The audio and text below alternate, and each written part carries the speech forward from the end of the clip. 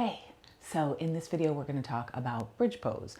How to do it if you need to modify it with a block. So if you have a block, grab it. If you don't, no big deal, you won't need it. You can just use the first part of the video to show you how to do bridge pose. So go ahead and settle yourself down on your back. Side and down if you're pregnant. Good. And first thing you want to pay attention to bridge pose is that the head is on the floor, shoulder blades are on the floor, the ribs are on the floor, and then the back of the pelvis. So we're not arching through the back by any means. The ribs are down, the pelvis is nice and secure on the ground, and you're going to walk your heels as close to your butt as you can get them so the feet feel really comfortable, and then also walk them in so the hip bones and the knees are in one line. So you're just about hip width distance and the ankles and the knees. How do you tell? Well, you can just lift up and look at it. Knees and hip bones in one straight line. Awesome. You can also tell by when you reach your arms down, you want your fingertips to ish, kind of be able to just brush right against those heels. And then notice when I'm laying here already, my palms are facing down, my shoulder tips have rolled up towards the sky. I want to roll them back down to the ground, which means I'll have to push into my head and walk my shoulder blades down. Good. Notice if you put a big arch in your back that way, just settle the ribs again. Good. Spread out the toes so the feet have a lot of surface area. Light pressure into the palms. You'll just take a nice big breath in. Breathe out, let that go. Good. On this inhale, you're going to press into your feet.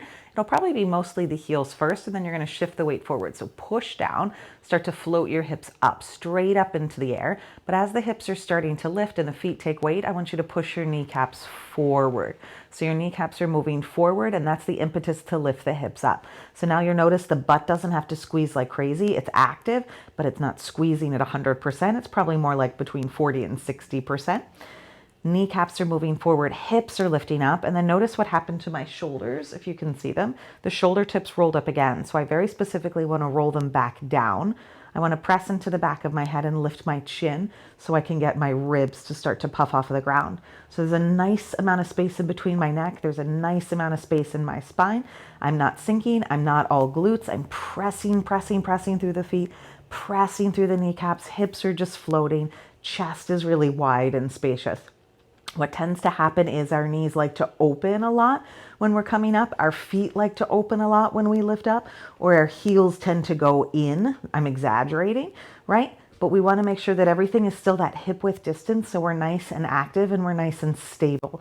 So press kneecaps forward, hips float up, breathe in. And then as you breathe out, one vertebra at a time, just lower everything down. Back of the pelvis lands last. Little wiggle to shake, and then let your knees fall in, your feet walk out. Just give the pelvis a moment to settle. Good. So breathe in and breathe out.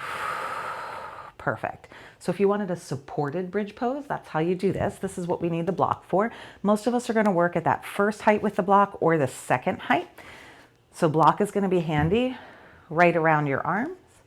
You're going to plant your feet back on the ground where they were, press into your feet, push down, start to move the kneecaps forward. That's going to lift the hips up. Your hips are going to come just as high as you need to slide that block at either its lowest or its second height underneath the back of the pelvis.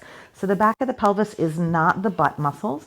It's also not the low spine. Do you see the difference in shape? This is pretty painful, right? And this doesn't feel very supportive at all. So I want to be on that bone structure, the back of the pelvis. If I was able to take this block and push it through my body, it would hit my hip bones on the way up towards the ceiling. For me, this feels a little high, so I'm going to lower back down to the back of the pelvis.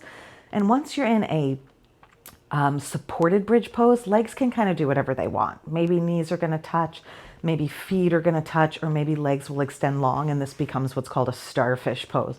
Arms can go out nice and wide if that feels good. They can also cactus if that feels good. Or if you want to rest arms on your hip bones, sort of whichever way you're guided. We want the low back to feel happy. So for me, in a starfish shape, that feels like way too much. The low spine should feel really spacious the entire time. The block is taking all the weight. The body is getting to relax a little bit. So that's a supported bridge pose. Bring your feet back in like you would in a normal bridge. Lift those hips up. Move your block out of the way. Again, lower down one vertebra at a time. There you have it. Let your feet touch this time. Knees open. Let the back of the pelvis just settle. Breathe in and breathe out. Good. If you really want to work that bridge pose, you want to get a little more active, get those inner thighs turned on. Block is also handy for that. So you'll set up the same way you were. You're just going to take your block at its narrowest width, plant it in between your inner thighs. So not all the way up at the knees, but down at the inner thighs. Wiggle it down as low as it feels comfortable. And right away you're hip width distance, and you can't cheat it because you have to hold that block. So squeeze that block like crazy. Walk your feet in, press the arms down, roll the shoulders, push into the head. Think kneecaps forward so the hips lift up. Kneecaps forward, hips lift. So already I'm much more active through the legs because I have to be to hold that block into place. And I know when I'm letting go, right? Because the block's getting looser. So I'm pressing and lifting and pressing and lifting. That's one way just to kind of figure out your alignment. For bridge pose, you also have a lot of arm variations. Some people like to grab the mat and pull it. Some people like a robot arm shape. Some people like to interlace their hands behind their back, walk the shoulder blades in and really get everything puffed up. So you can play around and see what feels good to you. But as always, you're listening to your body and just doing what feels nice to you. So slowly lower down as you're ready. Get that block out of the way. Draw yourself up to a seat any way that feels comfortable to you. And that's it. Bridge pose. Now we know how to do it. See you later.